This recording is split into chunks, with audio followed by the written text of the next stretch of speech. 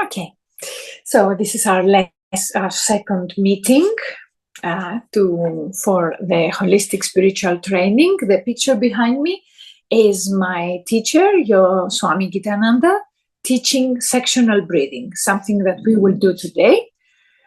So he is showing how to do high chest breathing. And we will learn to breathe today. But before that, I want to explain about the breath. This photograph is from this book. This is a problem now when I have background. Yes, this book, which is about pranayama. And this from my teacher, of course, Swami Gitanananda.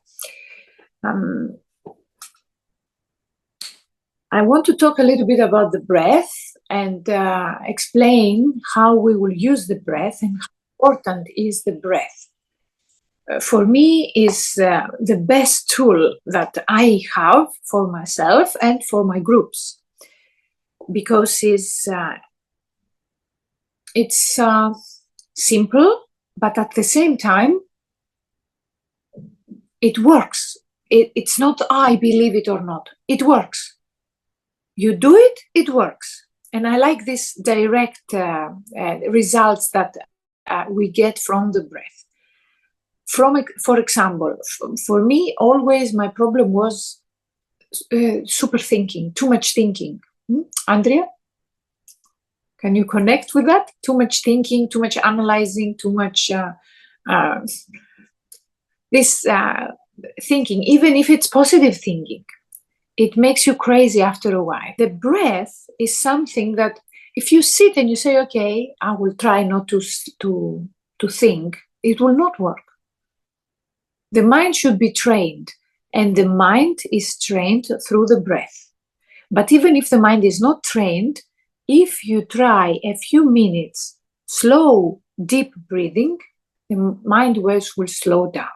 So it's direct. There is nothing to do with if you want to do it or you don't want to do it, or if you can do it or if you cannot do it. It works. And that's why I love the breathing techniques. And in our system, in our parampara, we have 120 breaths, 120 pranayama techniques. We will not learn all of them, but we will learn a lot. I will list a few benefits of the breath, and I will tell you how we manage to get these benefits through the system that we will follow. The first benefit that is very important is energy. So the breath is giving, the deep breath is giving us a lot of energy, prana. How we do that? Through deep breathing. The deep breath makes a deep breath through the nose. And the other thing that will help the charging is the rhythm of the breath, the in-breath and the out-breath to be equal. So, energy charging is one of the benefits of the breath. And how we'll get this? By deep breathing, that the in-breath and the out-breath is equal. And breathing through the nose. Deep breath through the nose with equal in and out breath. This is the best way to charge the system. The deep breath is making the diaphragm move.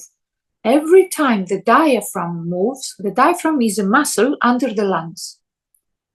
So every time this muscle moves up and down because of deep breathing, we produce energy. And I've seen a few days ago in Japan, they have some pavements that when people step on them, they move up and down. So some people walk, it's pavement. People walk up and down. And when they walk, the pavement goes down and up, and they produce electricity. So by walking on this path, you produce electricity for your town. And I found this very similar to the way we produce our own electricity, which is prana, using the breath. The diaphragm moves up and down, up and down, up and down. And in this way, we produce electricity for ourselves. But in order to produce electricity, we need to breathe deeply. And to make this movement, actually the whole movement of the lungs, which is like that, is helping us to produce electricity, prana. And remember, the nervous system works with electricity. The heart works with electricity. The brain works with electricity. Where this electricity comes from? From the sun, but we cannot get directly the sun, especially in the middle of the day. It's through the breath that the sun energy comes to us and we produce electricity. So the first thing, the energy, we need to learn how to breathe deeply. And in the yogic traditions, all the yogic traditions, deep breath means using all the three parts of the lungs, which we will do later today. We'll use low, middle, and high parts of the lungs. Not one, not two parts, but three parts of the lungs. This is the deep breathing. Then another benefit that the breath gives is health. We have too many healing breaths to recover, many breaths for health reasons, for healing, for getting over specific problems in the body. And how we manage to use the breath as a healer to us is with, again, complete breathing that makes that we use most of our lung capacity. If you go and do some checks, they say that if you use your lungs 60 or 70%, you are fine. We want more than 95% to use our lungs. This deep breathing, using almost 100% of our lung capacity, will give a great massage to the organs, will increase the blood circulation, will increase the blood circulation at the brain, so will wake up the brain. We will increase the oxygen levels, and of course will increase the pranic levels in our system. So again, deep breathing. So until now we said two benefits, both two benefits need deep breathing. We said energy charging and healing. Both need deep, complete breathing, using all the three parts of our lungs. Now, another benefit that breath has is changing the programmings of the system. It's a miracle, but it's true. It's changing our programmings. And how? This we do it with rhythm. We have different rhythms of breath. The breath has four parts. In-breath, inhaling, holding the breath in, out-breath, exhaling, and holding the breath out. Imagine now these four parts, what combinations can have between them, what rhythms we can use. We can have long in-breath, short out-breath, and long holding in, short out, holding out, and combine all this. We have many combinations of rhythm of the breath using these four parts, in, hold, out, hold. And with this rhythm, my teacher always was saying that it's like these locks that have numbers, and it's like you have the combination for each program to unlock it. So each rhythm of the breath has the potential to unlock specific qualities, specific programmings in our brain. And there are, for example, breathing techniques that we do them at the end of our course that unlock the unconscious mind, and the unconscious mind releases unconscious memories, unconscious ideas that are there, and we have no idea that they are there, and they affect our life, our thoughts, our emotions. So this is the miracle of breath. Another benefit that breath has is that is changing the direction of the energy. And that means that there are some kinds of energy like Kundalini, which has huge potential for our brain, and it's saved down towards the genitals. This energy can be reversed and go up to the brain instead of down to the genitals. And in this way, there is enlightenment, or to say it more realistic, development, personal development. So how we do this? We do it with visualization while breathing, the meditative breathing. So there are again techniques that while we're breathing, we visualize. And these visualizations can help direct the energy upwards towards the brain. So the meditative breathing will change the direction of the energy if we want to, if we choose to, or unblock some places where the energy is blocked. And don't be afraid of the word energy. I know it's overused. And they say, oh, the energy doesn't have good energy. The energy is changed, or the energy. I know it's overused, but in our language, energy means vitality. It's our power, it's our electricity. And I don't believe that there are people with negative energy and positive energy, or good and bad energy. This changes every minute, depending on your emotions. So, yes, some people might be stressed, might be sad, and have unpleasant charging this moment, but this can change. So, we do not want to overuse this word. On the other side, we need to experience our electricity and our vitality and learn to direct it, appreciate it, not to waste it. And this is part of our training, of course.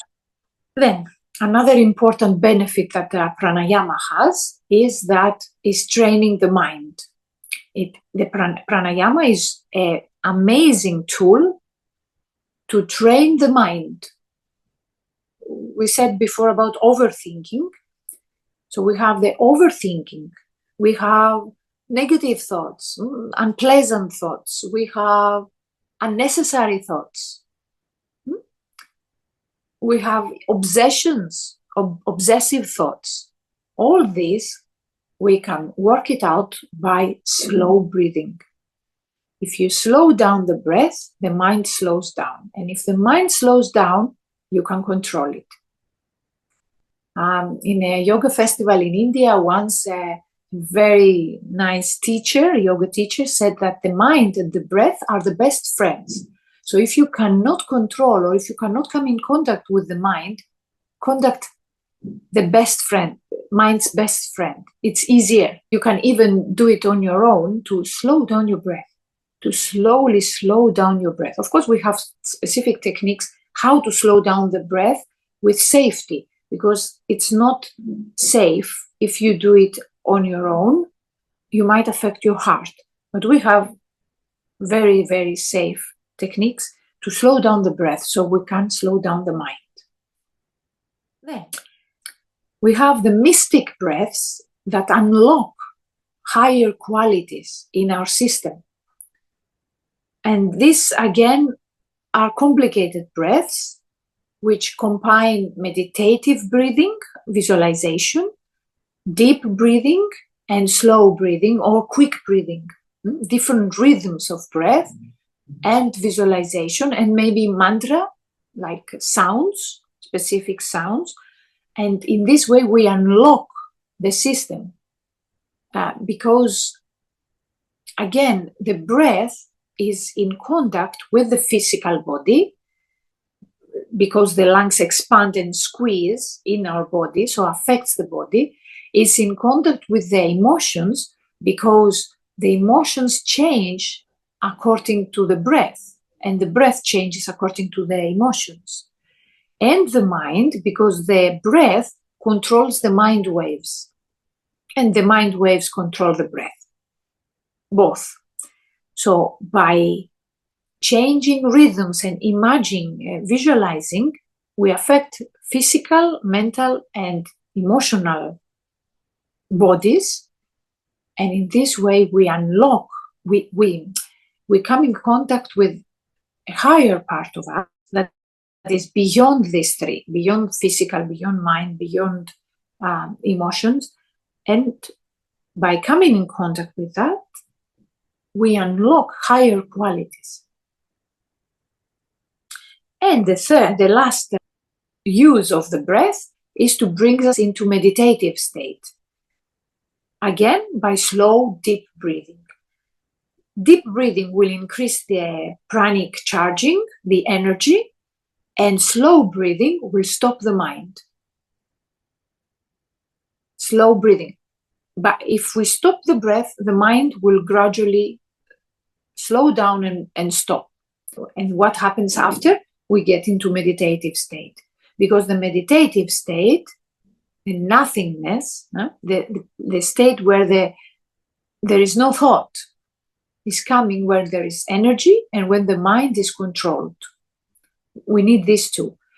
It's wrong to believe that by controlling the mind only, we will get into meditative state. This is not possible. Meditation needs a lot of energy and a lot of prana. It needs supercharging. That's why when we do practice intense meditation, we look after our diet, we look after our habits, we have a steady program, so we will not waste energy around. We need all our energy to go into stopping the mind and thinking of nothing. So these are the benefits of the breath. And this is how we will work. And now we will learn how to breathe. We'll learn the deep breath. We will separate the lungs into 3 parts. And we will breathe only with one part. We do sectional breathing, and then we will connect the 3 parts together and do complete breathing. So I will ask you to,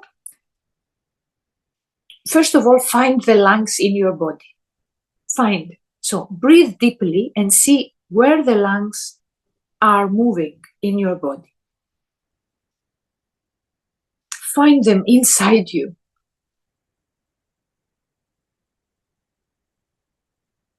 And just put your hand where you think the lungs are moving more. So let me see you. Okay, I cannot see everyone's torso. It would be nice if I could do that. So now we will all concentrate on the low lungs. The low lungs. The low lungs are under the chest, where the rib cage is, above the belly button.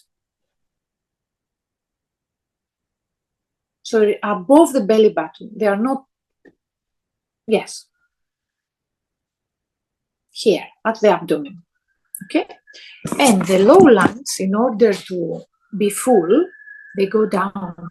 So the diaphragm, the muscle that produces electricity, the muscle is under the low lungs, and it moves down like this and up. I do it higher, it's on your abdomen, at your abdomen.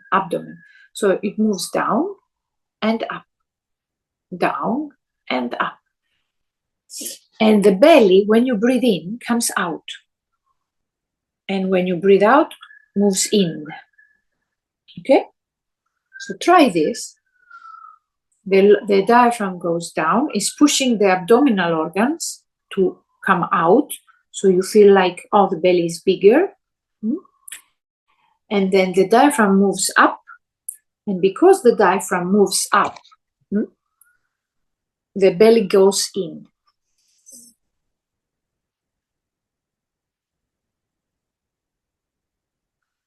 And you breathe in and out through the nose, not through the mouth. We need the air to pass through the nose. The same place is another way to produce energy. So we breathe in and we breathe out. We breathe in and the belly goes out, and we breathe out and the belly goes in.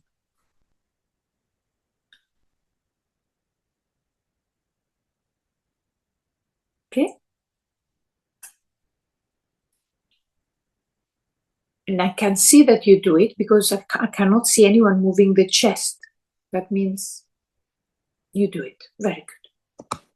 This is the abdominal breathing, the low chest breathing. And now we'll go to the middle chest breathing, which is here, at the chest, exactly at the chest. This part of the lungs, when it's full, it goes forward, expands forward. And when it's empty, moves back in. So out, in, out, in. So try to use it. And now the abdomen is not moving, or it moves a little bit in when you breathe in and goes out when you breathe out. Before it was the opposite. When you, with abdominal breathing, when you breathe in, the belly goes out. And when you breathe out, the belly goes in. Now it's the opposite. When you breathe in with your chest, the belly moves in. And when you breathe out with your chest, the belly goes out. A little bit. Better not to move at all. The belly not to move at all, just the chest now.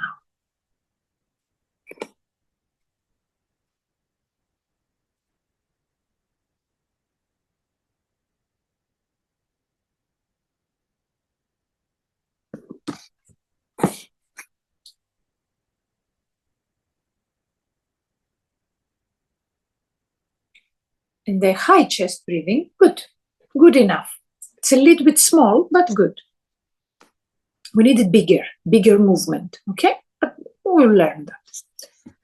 The high chest breathing now is the high lungs, is the photo of Swami Gitanananda teaching the breath, is here, at the upper breath, okay? This, in order to be full, it moves up. So it moves up and down. Up to breathe in and down to breathe out.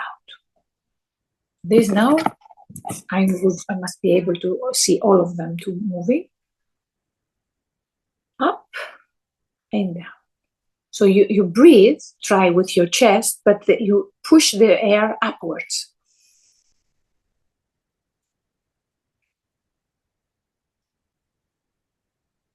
Bravo, Sulamune. Good. So now, if you had any operations or you had an accident in any of the three parts or close to these parts, the lungs might be shocked, and you might not be able to breathe through this part of the lungs. And when you try and you get over it, then the trauma from this accident or the operation will be released. And this is one of the benefits of the breath, of the complete breath.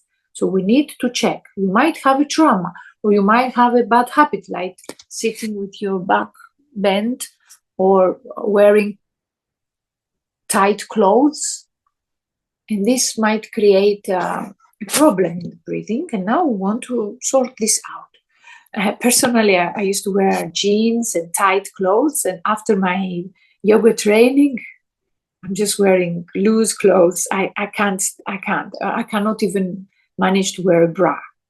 It's impossible. I wear special bras that are very elastic because it's not, I can't feel anything tight along my torso because I need to breathe.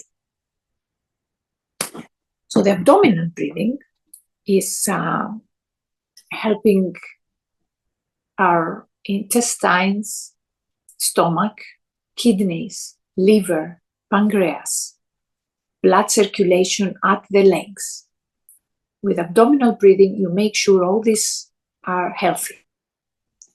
The middle chest breathing helps very much thymus gland and immune system, heart, lungs, arms, and the lymphatic system at the armpits and the chest, and here at the chest. And the high chest breathing is helping the thyroid gland, the blood circulation at the face, the brain, yes, and eyes, ears, mouth, nose. So this is the physical benefits. Now the other benefits are abdominal breathing, charging with prana by moving the diaphragm. Middle chest breathing, emotions settle down. High chest breathing, mind settles down. So I can talk all day about the benefits of the breath and the benefits of the complete deep rhythmic breathing. So now we will connect these three parts. So are you ready for deep, complete breathing and rhythmic as well? So we will breathe in 6 seconds and breathe out 6 seconds. We will use 2 seconds for the low lungs, 2 seconds for the middle lungs, and 2 seconds for the high lungs. We will keep for a second and then we'll breathe out 2, 2, 2 again, low, middle, high, always. So we breathe in low, middle, high, and we breathe out low, middle, high. Why? Because I don't want to breathe in low, middle, high, and then breathe out high, middle, low, because then the air in the middle and high lungs will be less time, and in the low lungs will be more time. And we don't want that. We want a completely balanced breath that will balance physical, emotional, and mental layers, mental bodies in our system. We want to start with the low to breathe in and start with the low to breathe out. So we can keep the air equally in each part of our lungs. So let's try. Let's try to do this. We will empty the lungs together, breathe out, and we will breathe in low for 2 seconds, middle for 2 seconds, high for 2 seconds, and breathe out low. So keep the chest up, middle, high. Again, breathe in, diaphragm moves down, belly goes out, chest goes front, upper chest up, and then breathe out, belly in, chest in, upper chest down. And try to visualize it now. Visualize the lungs. We breathe in together, empty, breathe out, and breathe in. Low lungs lower, middle lungs front, high lungs up. And breathe out. Low lungs up, middle lungs in, high lungs down. Again, breathe in. Low lungs down, middle lungs front, high lungs up. Breathe out. Low lungs up, middle in, high down. Again, low down, middle front, high up. Breathe out, low up, middle in, high down. Visualize it on your own. Let me see you. And visualize it. Visualize it. Don't think about it. Visualize it. Bravo, Frosini μου, πολύ ωραία. Very good. Πολύ ωραία. Denise. Very good, Denise. Andrea, since you hold your chest, hold with one hand the low lungs and the other hand the middle lungs. So you can control both. Yes. Yes, so I can see you. Yes. Now put it on top so I can see it. One hand at the low and one hand at the middle. The high, we can see it. Bravo, Sulam. Now it was deeper, Sula, than before. Very good. So now you might feel dizzy. So if you are not used to this kind of the breath, you'll feel dizzy because you get overloaded with oxygen. So if you feel dizzy, just stop. It's nothing to worry about. Very nice. Very good. Really, really, everyone, very good. So if we learn to breathe deeply, then we can move on to change the rhythm of the breath, to play with the rhythm of the breath. We can move on into directing our mind with the breath. So we've learned to breathe, just keep trying. And the second thing I want to tell you is the 3 levels of the meditative breathing, the 3 steps of the meditative breathing. So you can have an idea about it, because we will use it a lot. The first step is to breathe and visualize together. That means, as I'll give you an example. We breathe in and we move our awareness from the low up to the high. Okay? And then we breathe out from high down. Just this simple. Breathe in, move your awareness from low part of the body up. And breathe out from up, down. Okay? So we will do this using the breath. The breath will be the car and the mind will be the driver. So the breath is moving the mind up, breathing in and down, breathing out. Then we'll say, okay, without rhythm. We'll do it first with rhythm. So breathe in 6, breathe out 6. Then we'll say, oh, forget the rhythm and just every time you breathe in, move up, and every time you breathe out, move down, move the mind down. And then the third level will be to forget, to do it without the breath. So the mind will move without its car, will move without the breath. The breath will be left alone, or the breath will stop and we will move mind up and down without the breath. Try to do it without the breath. So I move my mind up and then my mind down along the body without breathing. Did you do it? Yeah.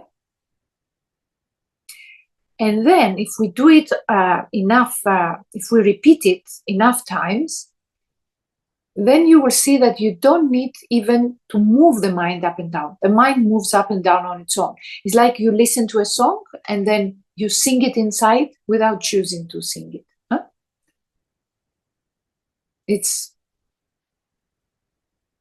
So we have this, there are 4 levels. I move with the breath, I move without rhythm, I move without the breath, and then my mind does it on its own without it's a repetition without us choosing it. So it's 4 levels, 4 levels. So we'll use this a lot, and you will see that in this way, the mind and the breath will learn to work together, and then the mind will be left alone to work on its own. And this will give great power to the mind. And this is how we'll control the thoughts. So we give, if you want to, for example, run 2 marathons, you start by running a few kilometers, and then you increase slowly, and then you might put some more difficult roads, uphills, downhills, until you become a very good marathon runner. The same we'll do with the mind. We'll play with the mind, we'll give to the mind some exercises so it will become stronger. Because now the mind cannot be controlled, Andrea, because its muscles, the mind muscles, are weak. The undisciplined mind is the mind that thinks consciously without the control of the soul, the consciousness. The disciplined mind is the strong mind, is the disciplined mind is the mind that can stay still. The mind that always wants to move is the undisciplined mind, is the weak mind. So people might think, oh, I'm thinking, so I have a strong mind. No. If you have a strong mind when you are able not to think. This is the goal. Emptiness is the goal.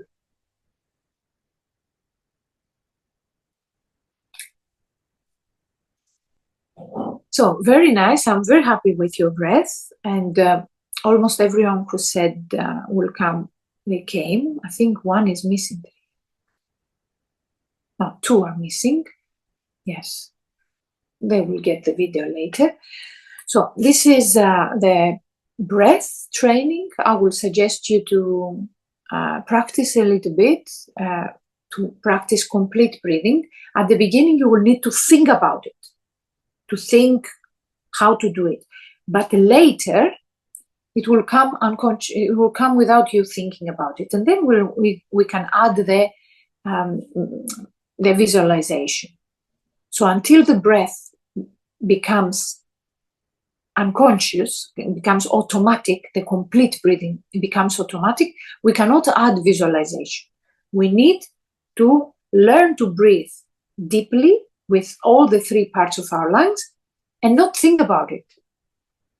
So try to work on it. If those who will continue with our training every Wednesday from 7:30 to 9, we said that, to 9. We have a small problem with that because for us it's dark night. I don't want to do pranayama at night, but we will discuss about it, and maybe we'll find half an hour in the morning to do our practice, and finish earlier at night, or start later and finish at 9 again, but not to do the breathing techniques at night. We will see. We will talk about it. The first lesson will be 8th of January. So if you want to join, you can just email me back, and so I can send you the permanent link that we will have for our meetings, because this is a temporary link that we have is for the introductory meetings. And anything you want to ask, you can ask me now, or you can email me.